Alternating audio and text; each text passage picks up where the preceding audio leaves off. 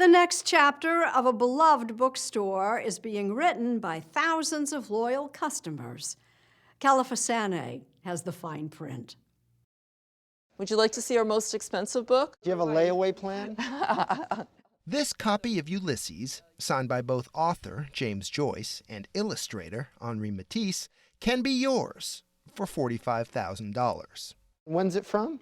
1935. So it's almost as old as this bookshop. Almost, yes.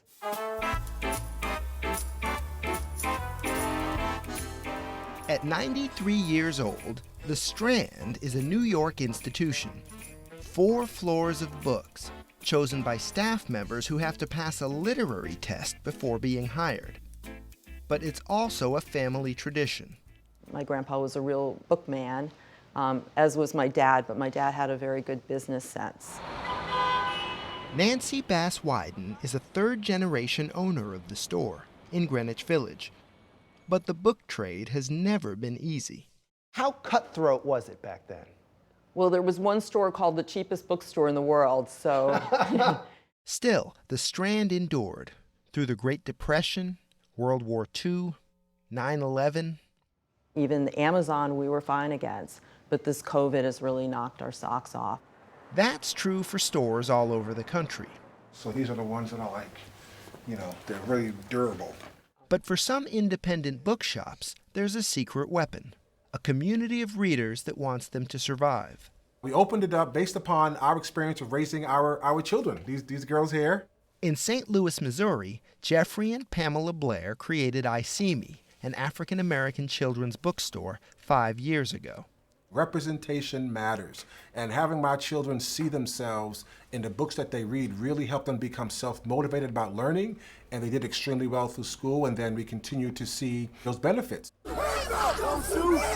The shop opened amid protests over the police shooting of a local 18-year-old, Michael Brown.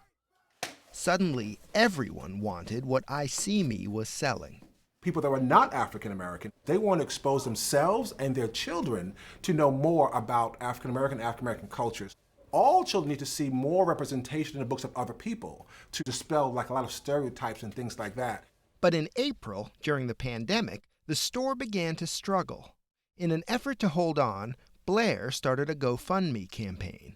Just let people know honestly what was going on with us. Was that a moment when you had to kind of swallow some pride? 100%. We felt like it was our last resort. Even before we pressed the button, it's like, I don't really want to do this. And what was the reaction like when you put up this plea on GoFundMe? We reached our goal within a week, 25,000. The community really showed up for us. There's so many institutions that are closing or closed, and this is one place that I cannot imagine New York without. 2 weeks ago, the Strand posted a plea for help, and the whole world responded. In 48 hours, we received 25,000 internet orders. Now, in a typical day, we'll receive 300 internet orders. By then, Wyden had already furloughed most of the Strand's 216 employees.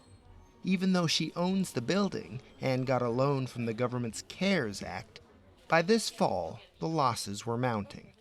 Asking a business to sustain 8 months of sales at a 30% level is, you can't, it's a marathon. And how many people are working here now?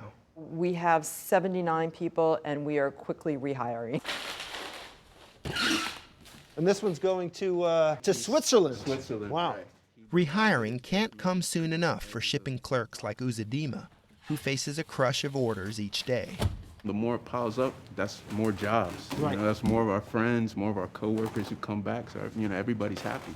The store is counting on more than books to keep customers interested, including magnets, face masks, and totes, all designed to appeal to holiday shoppers.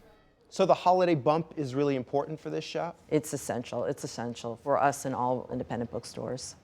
And both I See Me's Jeffrey Blair and the Strand's Nancy Bass Wyden hope their season of good tidings continues and spreads. What do you know about running a bookstore now that you didn't know a year ago? How wonderful the Strand community is, and I just treasure them even more than ever.